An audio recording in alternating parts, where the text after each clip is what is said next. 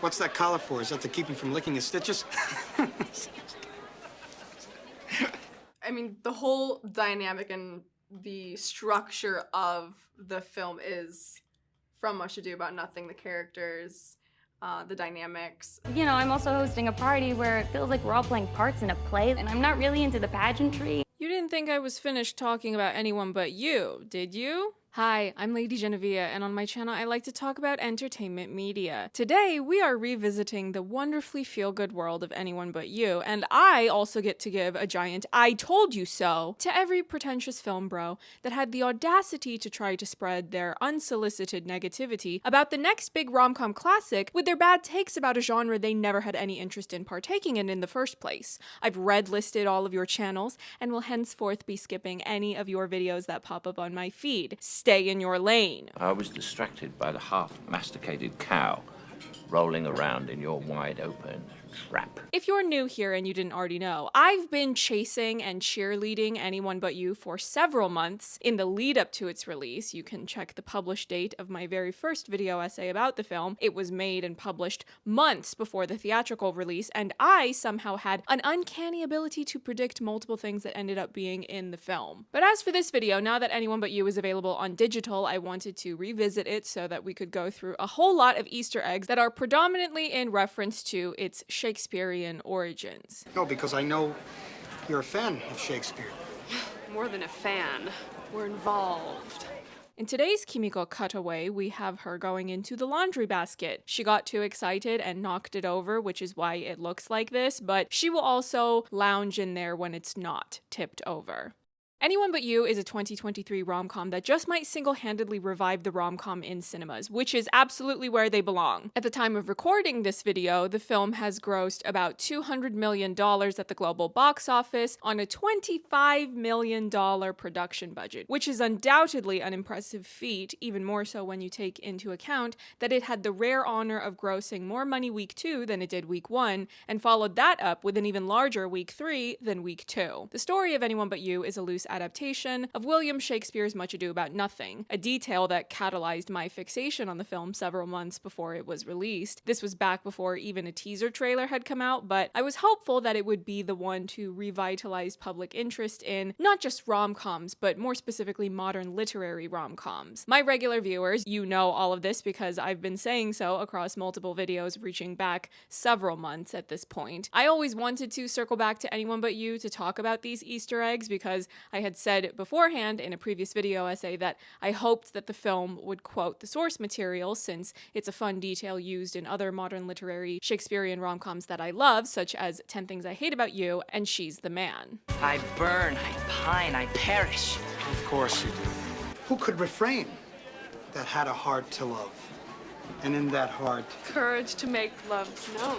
Fun little tidbit, if you weren't already familiar, 10 Things I Hate About You and She's the Man have the same screenwriting duo, Karen McCullough and Kirsten Smith, a duo that also did the screenplays for Legally Blonde, Ella Enchanted, The House Bunny, and The Ugly Truth. Now let me take a moment to emphatically praise director Will Gluck for going above and beyond to deliver on these Shakespeare quotes and Easter eggs in general. I'm not going to share every Easter egg or pop culture reference because I don't want this video to end up being 3 hours long. There were some Easter eggs that I caught that were referencing works I have zero interest in calling attention to, so I will not be mentioning any of those in this video. But also, the line can tend to get a bit blurry between references and Easter eggs whenever you sit down to watch a Will Gluck film. If you're not already familiar with Will Gluck, one of his distinct features as a filmmaker is that his works, and more specifically his characters, are highly referential. In an older interview he did with Film School Rejects while promoting Easy A, he stated, "Everyone, me and you talking, wherever we go, we make references. Lines from movies, lines from TV, lines from songs. That's the way we all live our lives. That's not even now. It's 70s, 80s, 90s, 2000s. The thing is, for some reason in movies and television shows, the characters seem to live in a world where no other pop culture exists, that they're the only people going through these things. So I wanted to make a movie that takes place in reality. We always talk in movie references, so why can't characters in movies talk in movie references?" I'm going to refer back to this same interview again, so unless I say otherwise, just assume that other quotes I'm including are from this exact interview, which I will of course link in the description box. For this video, I want to mostly focus on the Shakespeare references and Easter eggs, and then I will also include a couple of bonus Easter eggs or references that focus on works that make me especially keen to shine a spotlight on for reasons that will become apparent. And the easiest way to do this is to go mostly in sequential order once I've of course finished going through the premise and the character names. Much Ado About Nothing is a whimsical tale of enemies to lovers, focused first and foremost on Benedict and Beatrice. Are you yet living? Is it possible Disdain should die while she hath such meat food to feed it as Signor Benedict? Fuckboy. A woman who uses her sexuality to take advantage of other people. The secondary coupling in the play is that of Claudio and Hero. Additional characters include Don Pedro, who is a prince, and his brother, the villainous Don John. Leonato is an older paternal figure as both the father of Hero and the governor of Messina. In more obscure trivia, older editions of the play are said to have a character called Imogen, who is the wife of Leonato. In adapting the play to this modern retelling, many of these character names are kept in close alignment with their old-fashioned versions from the source material. Benedict and Beatrice become Ben and B. I'm Ben. And B. Claudio and Hero become Claudia and Hallie. Claudia! Holly! They are the secondary couple who are set to be married, prompting the destination wedding where Ben and B will have to confront and overcome the hostile tension in their relationship. You guys are gonna have to share a room. There's only one bed, but we hung a shower curtain in the middle, so She's kidding. Don Pedro is now Pete, Claudia's brother. You got cheese and bread. You didn't miss one ingredient. And Don John is now Jonathan, B's ex-fiance. Because otherwise this would be really fucking awkward. And now it is fucking awkward. In an interesting twist on the material, this version of Don John is not a villain. The severity of the scheming and deception of the original play is toned down significantly for a more lighthearted comedic take. Do you want to come? I think I'm gonna hang back and yell at your parents. Leonato is now Leo, father of Hallie and B. I guessed correctly that Dermot Mulroney would play him, despite my being in denial that he is now the secondary paternal character instead of the leading man of a new rom-com. I mean, this place is basically America. They speak English, they eat regular food, they have a complicated relationship with their past. So 2 ass loads. Wow. And Leo's wife in the movie is named Innie, a close counterpart to Imogen, which is a cute little Easter egg, despite the fact that most people don't look deeply into the lore of Much Ado About Nothing to even learn that Imogen exists as a concept, unless we're making a video essay for YouTube, of course. Holly, Tasmania, goddammit! Yep, there it is. Furthermore, in Anyone But You, Ben's ex-girlfriend is Margaret, who is the cousin of Pete and Claudia, and in Much Ado About Nothing, Margaret is Hero's gentlewoman or serving woman. Those are just old-timey names for her being someone that has to actually work for a living to survive, while the rest of the lead characters get to just exist and be rich. Death. Death to the enemies of the people of the Republic. In Shakespeare's play, there is a conspiracy to get Benedict and Beatrice together, and they do this simply by having each of them accidentally overhear that the other person is in love with them. That your niece, Beatrice, was in love with Signor Benedict? She clearly has eyes for Ben. Who does, Father? Hallie Spinster sister. But are you sure that Benedict loves Beatrice so entirely? He said it was his fragile male ego. Then why is he fighting with her? Well, because he likes her. There's also a whole dramatic scheme concocted by Don John to break up Hero and Claudio's engagement, and I really don't want, nor do I need to explain the details of that because that entire subplot is completely removed in the adaptation process for Anyone But You. The drama is first and foremost coming from Ben and B's tension with one another. Though they do both overhear conversations that claim the other person is in love with them, true to Will Gluck form, B is ultimately too clever to fall for this because in Will Gluck's world building, characters are aware of story and genre conventions. Fantastic. It's a team effort. They're trying to get us together. No way. And B proposes to Ben that they go ahead and pretend to be together for their own interests. B wants to get her parents to stop trying to push her to romantically reconcile with her ex-fiancé Jonathan, and Ben wants to win back the heart of his ex-girlfriend Margaret, and I guess jealousy makes the heart grow fonder? I don't know. It would solve that problem for me, and that problem for you. When I did the junket for Anyone But You and I brought up the many Shakespeare Easter eggs, director Will Gluck revealed that there were more than just Shakespeare Easter eggs. It's meta upon meta. No. He's building on his approach to meta. I would not do that. But there is an Easy A reference in this movie that I'm curious to see if anyone gets. Now, naturally, I took that personally. You, sir, might not have meant it as a challenge, but I took it as one. So once I had done a few rewatches of the film at the cinema to track down various Shakespeare Easter eggs, I pivoted and I went and did an Easy A rewatch since it had been some time since I had last seen it, and then I went back to the cinema for another Anyone But You rewatch to try to find the Easy A Easter egg. And I know that I found the correct one because I asked Will Gluck himself if I was right, and he said I was. After B leaves Ben's apartment and he comes down from having a shower, I guess, he puts on a green shirt that says, "Ojai Ice Cream." That is the Easy A reference because Easy A was set in Ojai, and there's also an Ojai ice cream shop in it that one of Olive's dates works at. No way. I gave you money.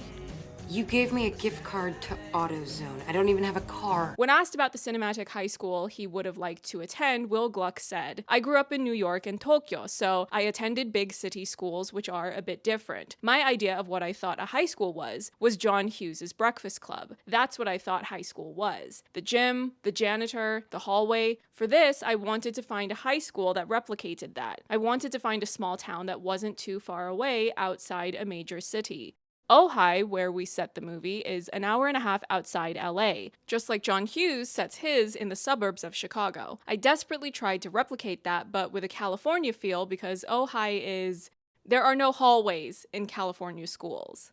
B overhears Ben speaking ill of her and she storms off, planting the seeds of discontent between them. And what do we see but some graffiti on the wall of a William Shakespeare quote, "Here's much to do with hate, but more with love." As I've already made clear, Anyone But You is based on Much Ado About Nothing, but this quote right here, that's actually from my personal favorite Shakespeare play. There was an abundance of quotes from the source material, William Shakespeare's Much Ado About Nothing, and a bonus quote from Romeo and Juliet, "Here's much to do with hate, but more with love." Here's much to do with hate, but more with love.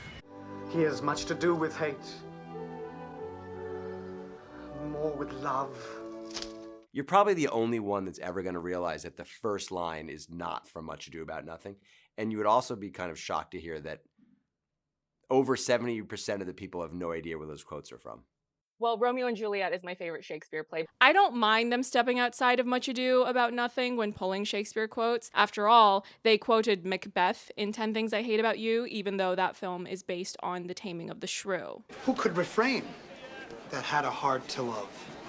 And in that heart, Courage to make love known. Next up, we have to address the Natasha Bedingfield in the room. I know this is not a Shakespeare reference, but it's worth mentioning anyway. I love that Will Gluck is keeping Natasha Bedingfield at the forefront of the cultural zeitgeist. Just when you thought the Easy A Pocketful of Sunshine card had simmered down, he follows it up with the unwritten Serenity song. How do you know my Serenity song? How do they know my Serenity song? In case you need a refresher, prior to Anyone But You, Will Gluck was probably best known for directing Easy A. And in that film, Emma Stone's character, Olive, gets a card that plays a song whenever it's opened. And more specifically, the song in question is Natasha Bedingfield's Pocketful of Sunshine. Ugh. Worst song ever. Although Olive reacts negatively to the song at first, the mere exposure effect is all too real, and sure enough, she finds that she's becoming a fan of the song, so much so that further into the film's runtime, she's revealed to have changed her mobile phone's ringtone to exactly that. Speak of the devil. That's probably an indication of how old the film is at this point, because I don't know a single person nowadays who partakes in the joys of having your favorite song of the moment being your ringtone. I and most people I know seem more than happy to keep our mobile phones on silent and ignoring them if possible. I got it.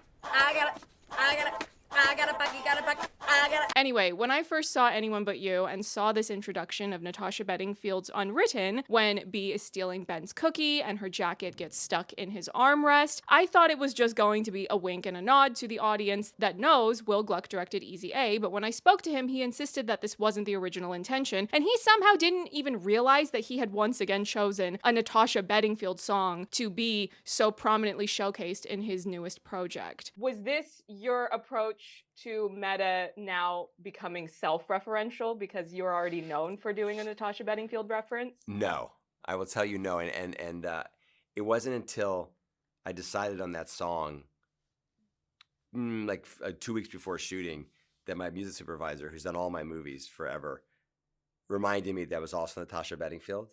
And I said, well, I guess I chose that song so it's pure. It's absolutely pure. I didn't do it for any reason. So that was it was a complete accident.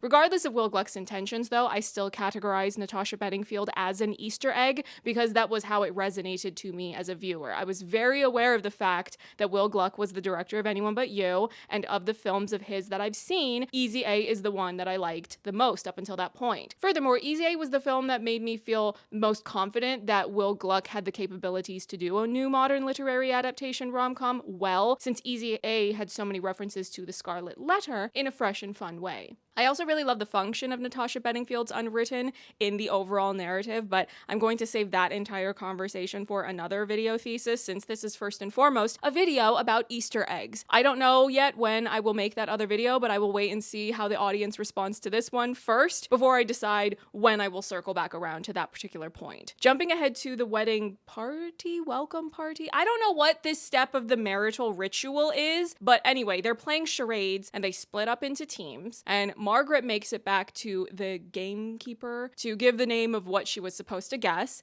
and says, Midnight Stream. This, of course, is yet another play by William Shakespeare. After Hallie, Claudia, and Claudia's parents concoct a scheme to get Ben and B to get intimate. Intimate?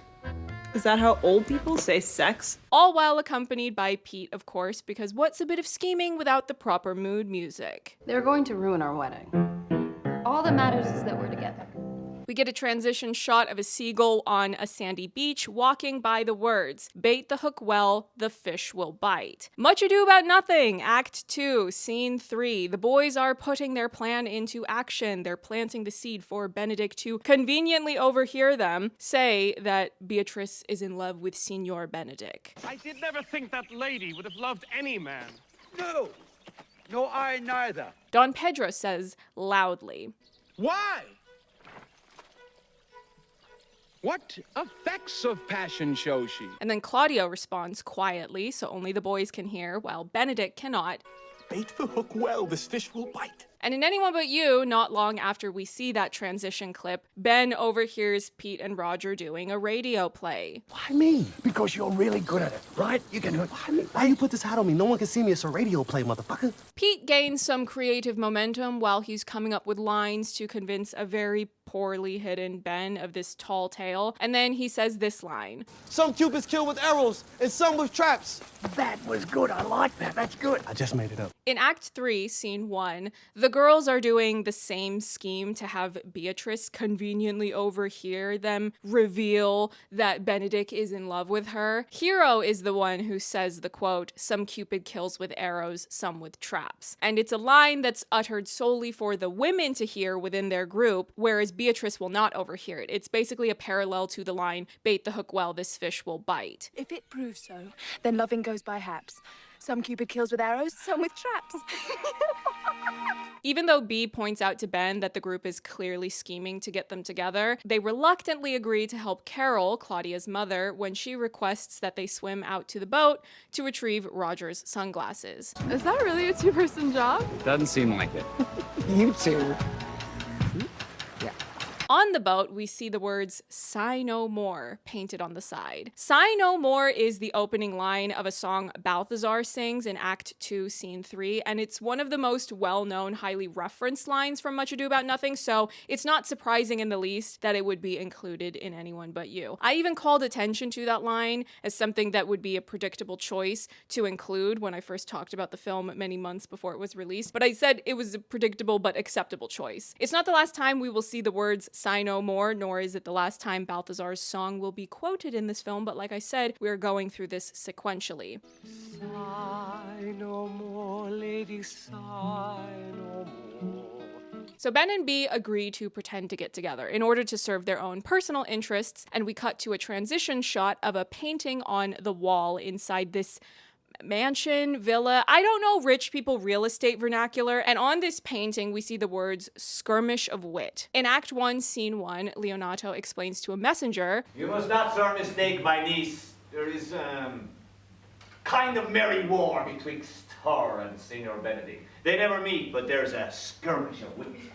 because Beatrice was dragging Benedict like it's her job. First of all, can we please bring back the word betwixt into everyday English vernacular, because I find that the English language bores me. Second of all, I really like this quote, so much so in fact that I opted to directly quote this line back to the stars of Anyone But You, Glen Powell and Sydney Sweeney. And you delivered a skirmish of wit between you. Congratulations. Thank you. Thank you See so what she much. did there? Yeah. That's pretty good. You see what happens when you let me on a press junket instead of ghosting my emails, Hollywood publicists? Maybe just respond to my emails and let me on the junkets. Come on, coach, give me one more chance. Why exactly was it that Glen Powell and Sydney Sweeney looked so surprised when I even brought up the Shakespeare source material of them doing a modern literary adaptation of a Shakespeare play? Now, as a fanatic of modern literary adaptations, I have to ask, what aspects of Benedict and Beatrice did you pull from William Shakespeare's Much Ado About Nothing? And what ways did you aim to make these characters your own? Ooh, that's a really good question. Surely, I can't have been the only one to ask them that, but apparently maybe I was, because why else would they react like that? Did you pull from William Shakespeare's Much Ado About Nothing? And what ways did you aim to make these characters your own? Ooh, that's a really good question. Jumping ahead to yet another pre-wedding party, because if there's one thing rich people love, it's getting on a boat for no good reason other than they can afford to do so.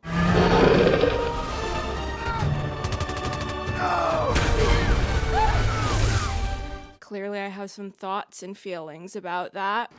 Homicide. Anyway, as they are preparing to board the boat, we see a sign at the harbor that reads, "Assume thy part in some disguise." This is a quote from Act 1, Scene 1. Don Pedro says it after Claudio has seen Hero and decided that he's in love with her and wants to marry her. Does he know anything about her? No. And if you know the play and you know how the Claudio-Hero relationship arc develops, you will know why I will say that men will surely have the audacity. The entire Much Ado About Nothing, the theme should be just believe women, because they don't believe one woman in that entire play, right? So anyway, that's a whole different issue. There's enough. Take her back! Demon! I will kill you as many times as I have to. So Don Pedro decides to play wingman on Claudio's behalf and declares his intention to help get them together. I know we shall have reveling tonight.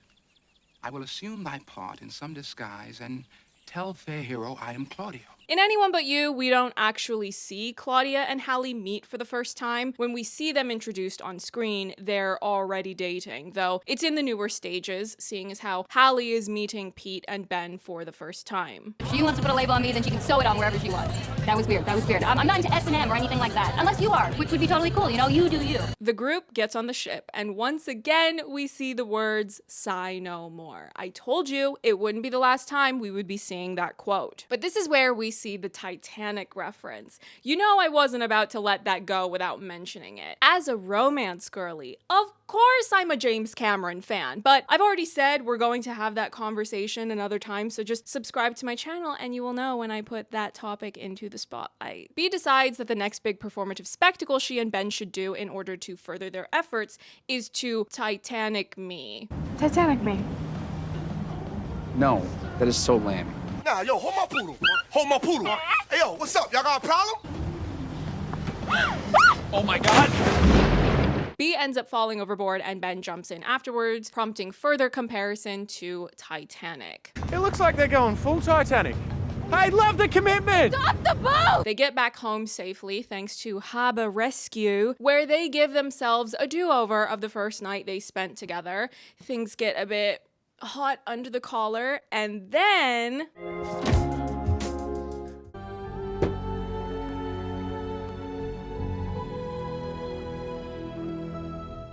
fast forward through the R-rated material because we're on YouTube right now, not AO3, and we get... Honey, what are they? Is that a handprint?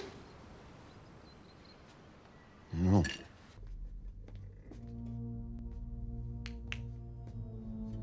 I won't spoil specifics, but I just want to ask, were the handprints also a Titanic reference? You got that too. Kind of. But yes, there was definitely, and those are actually her handprints. We did this properly. And some people are going to be, when they see the movie, we've already had people say, you got the handprints wrong, because they thought, but they're not. They're absolutely correct, and they're actually hers. And there's a little bit of a nod to her, to Titanic. Did I or did I not say that I'm a James Cameron fan? Of course I'm going to clock that as a reference. Anyway, Ben went and scurried off after B's slip of the tongue. Everything I do just feels like a mistake. So we jump to yet another transition shot, this time of a book with the quote, "Men were deceivers ever." This is the second line of Balthazar's song. I told you we would be returning to the song. Clearly it was just too iconic of a track to only reference one line from. None were deceivers ever. We're even closer to the wedding, and so it's time for some sisterly bonding, and Hallie says to B, You know, I'm also hosting a party where it feels like we're all playing parts in a play, and I'm not really into the pageantry. I don't care if anyone thinks this is too meta or too on the nose. If you don't like what she just said, this movie was not made for you. Claudia asks B to go pick up the wedding cake, and Margaret goes with her. It's a girls' day, running errands with the girls, going to a bakery and talking about your situationship. Just situationally. Is that an American thing? I don't even know. But wait, what's that in the background? Do you see that? The name of the bakery on the door? Or is it too challenging to read it backwards while we're inside the bakery? Well, don't you worry, because we can just jump ahead to them bringing this giant cake home, and the name is seen on the cake box. Dogberry. That's the name of another character from Much Ado About Nothing. Come, let them be opinioned. I'll be completely honest, when I was watching Anyone But You for the first time and I saw that there was a dog, I wondered if they were going to name the dog Dogberry. They did not. They named it Klonopin, and I had to look up what that was. No drinking, no drugs, no kissing, no tattoos, no piercings, no ritual animal slaughters of any kind. My first Anyone But You video essay, the one about modern literary adaptations, I speculated that the wedding vows would be a good spot to insert a Shakespeare quote without the general audience being as taken aback by that style of English, and sure enough, they did just that. I love you with so much of my heart that none is left to protest. This quote is from Act 4, Scene 1, and it's actually Beatrice who says this to Benedict. It's when the two of them are confessing their love to one another. I love you with so much of my heart that none is left to protest. And it's actually much funnier in the play than it is in the film, because right after Beatrice says this, she asks Benedict to kill Claudio. I love a woman who wants righteous violence, and if you know what Claudio did on his wedding day, you too would be calling for his head to be tossed around like a coconut. Anyway, this brings us to the inevitable reconciliation of our main couple, a fun little musical number bringing back Natasha Bedingfield's Unwritten, during which we see what is perhaps the most blatant Easter egg of all. The name of the play, plastered up high on this sports stadium. The rest is still unwritten. Much Ado About Nothing in big white letters. In real life, those letters actually say Sydney Cricket Ground, which is the name of this sports stadium. That's more or less all of the Easter eggs that I wanted to call attention to, although I don't want to close off this video without also pointing out how it's revealed that Claudia and Hallie faked their fight in order to push B and Ben towards reconciliation. And I love this extra tidbit because by this point, you think the film has already gone far past the whole scheming storyline. You had the big dramatic reveal in Act 3 where the revelations happen. Ben and B faked their relationship. B dropped out of law school. Ben and B knew that everyone was trying to push them together. All of that jazz. What? I saw you arguing on the porch. Oh, no. We staged a fake fight so you guys would feel bad and make up. But by throwing in one last sprinkle of scheming, it just punctuates how this film was so clearly made by people that completely understand and respect the source material, William Shakespeare's Much Ado About Nothing. They respect romantic comedies, as well well as the entire concept and genre of modern literary adaptations on film. And despite there being an abundance of all of these things in fiction, Shakespeare adaptations, rom-coms, modern literary adaptations, this film has still found a way to lovingly pay homage to all of these things and infuse a fresh spin without demeaning any of those concepts. They completely understood the importance of maintaining this essence of playful mischief and scheming, but in such a way that things will end well. There will be an abundance of couplings by the time the credits roll. Thank you very much. Puppets. We're just puppets. Yep. That's all for today. Hope you liked revisiting Anyone But You with me and geeking out over the Shakespeare Easter eggs. If you made it this far, let me know your favorite Shakespeare play in the comments, or your favorite rom-com if you can't quite decide which Shakespeare play is your favorite, or if you just don't bother to read. The problem is I hate reading. I get bored. Like, comment, subscribe, help me get to 30K subscribers so that I can buy Kimiko-chan a new shirt. Bye. That was good. I like that. That's good. I just made it up. That's very good. Just made it up. I love Anyone But You with so much of my heart that none is left to protest. And thanks. I'm so glad this worked out.